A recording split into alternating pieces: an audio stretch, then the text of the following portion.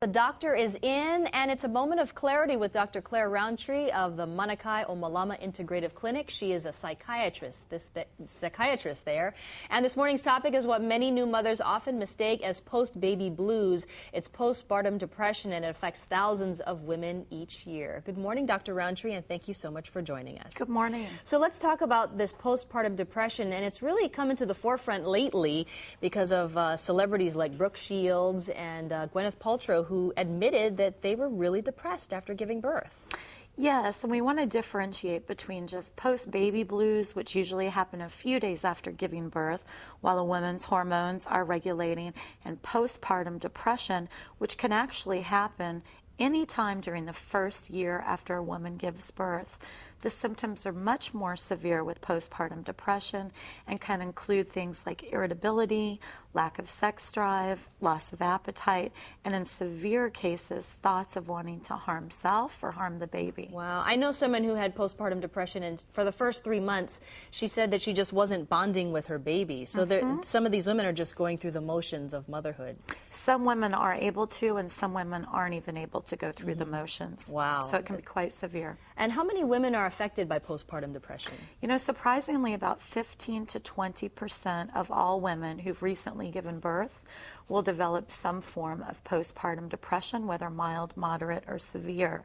And it should be noted also that women who've recently miscarried or weaned their child can also develop postpartum depression. Wow. And there's a depression for men as well. I know it in my family. It's you know, you give birth and then all of a sudden, you know, your husband feels, what do I do? Where do I belong? And who is this woman next to me now, right?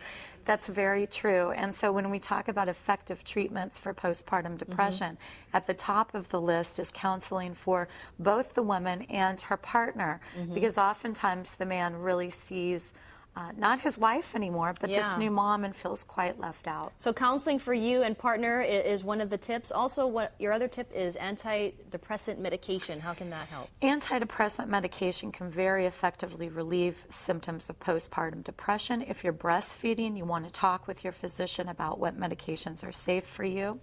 And it's highly recommended in moderate to severe cases of postpartum depression that in combination with antidepressant medication, the woman would also receive counseling. And your final tip is getting help. Absolutely. If at all possible for a woman who's suffering from postpartum depression, either a part-time or a full-time mother's helper for a limited period of time can really help a woman through that new role in that transition. All right. Very important information. Dr. Claire Roundtree, thank you so much for joining us. Thank you. And it's a moment of clarity. The doctor is in. Now, if you'd like to see this interview again or view any of the other segments from our morning news, you can always go to kitv.com/thismorning.